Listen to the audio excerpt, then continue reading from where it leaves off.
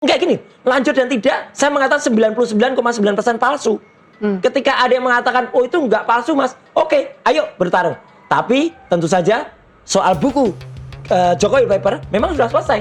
Kesimpulannya 99,9% palsu. Kita nggak mau mendahului penyidik, tapi kalau SP3 dilakukan untuk meredam kegaduhan di publik yang sudah 1 tahun berlangsung ini, apakah Anda tetap mau mempertahankan?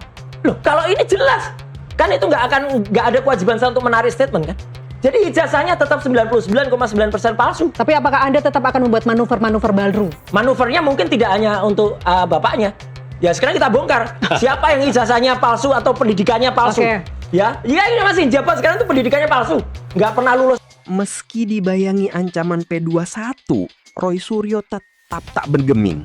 Di depan publik, ia kembali melontarkan klaim paling panas. Ijazah Jokowi disebutnya 99,9% palsu. Pernyataan keras itu langsung memantik debat tajam dan membuat publik bertanya-tanya. Jika yakin semua baik-baik saja, kenapa polemik ini terus membesar? Saat sebagian memilih mundur dan berdamai, Roy justru makin frontal menyerang balik. Udah masuk ke menit 98. Ya udah lewat 8 menit dong. Jadi apa maksudnya? Injury time-nya maksudnya. Jadi apa maksudnya? Mereka sudah kehilangan senjata Tinggal lagi. 2 menit kalau bahasa. Nggak bisa, totalnya 90 menit Pak, bukan 100 menit. Ya udah masuk. Udah masuk tambahan 10 menit injury Intinya time. kita paham maksudnya. Intinya Ya, kita paham maksudnya. udah masuk tahap tambahan 10 menit. Oke.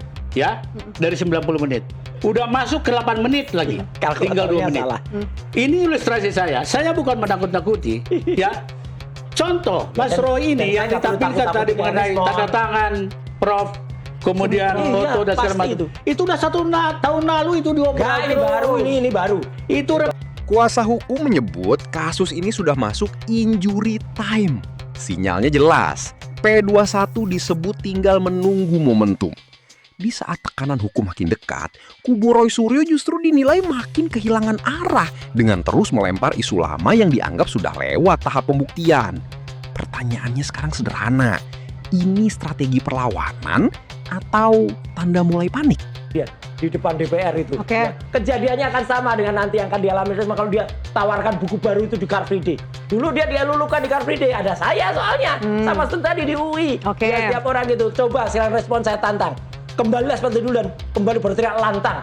Ya, jangan kemudian melakukan penelitian hanya berdasarkan pesanan. Itu aja. Oke, terima kasih Mas Roy, Terima Pak kasih. Jamada. Ditunggu nanti bukunya. Ditunggu buku barunya. Iya.